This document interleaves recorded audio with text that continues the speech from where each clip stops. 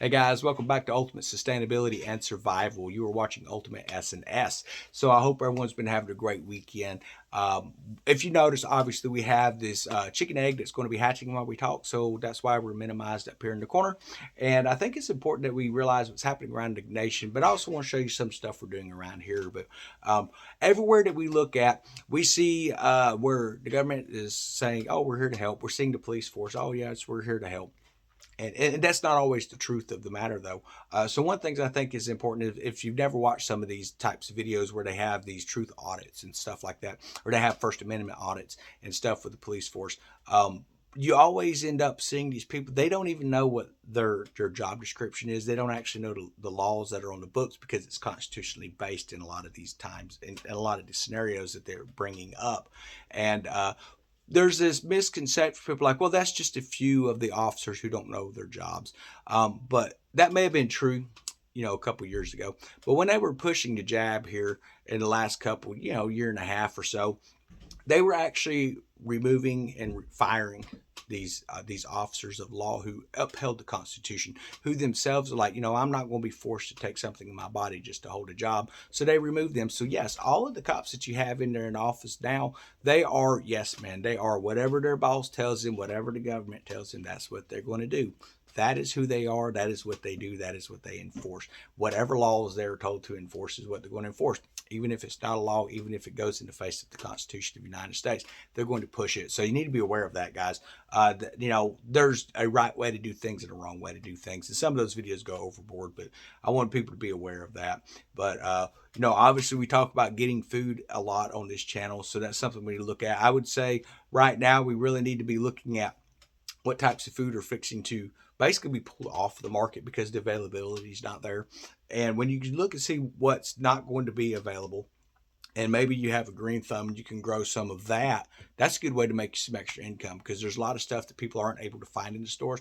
And if you're able to grow that in your area, in your region, hey man, you're going to make some extra income for yourself. You're going to be providing for your family at the same time. So that's my recommendation in the days ahead. Now, it would be really awesome to be able to grow coffee plants out here, get some coffee beans. But I tried that last year and I could grow just about anything. And I got them to sprout and we got them started. But outdoors, it's just way too cold in the winter time. So it's one of the things that you would have to do in a greenhouse, humidity and climate control type situation because they really have a really fine line setting there. But maybe you live in southern Florida or some other areas. We have viewers from all around the world here. Maybe that's something you can comment in on, give us some ideas of what you can do because coffee prices are going through the roof right now. We were talking about getting spices and things like that stocked up for trade and stuff. But man, coffee is going to be a big staple because I think most Americans drink coffee of some sort now.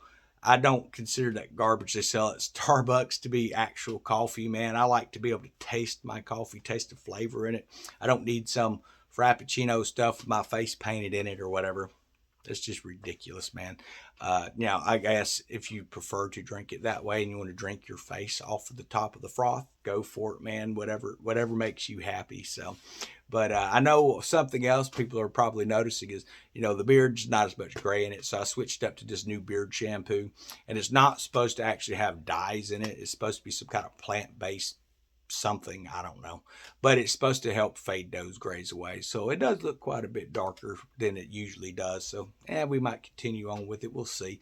But they say within 2 to 3 weeks of washing that stuff wears out. So we'll see how it works out. But if you're not getting food, man, you're going to have it really hard. So one of the things I think is important too is we have so many people in this nation. It's like, well, I have this scenario going on, so I can't really prep. Maybe it's health, maybe it's finance, maybe it's age. I can't really do a bug out and things like that. But understand this, guys.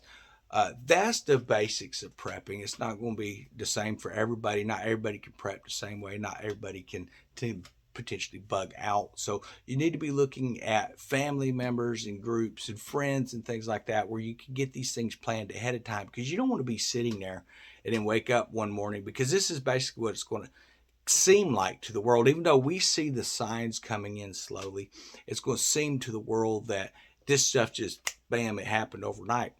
It's not happening overnight, but most people will be caught off guard because They're not planning. They're not making any arrangements or anything. Not figuring out what their next steps is.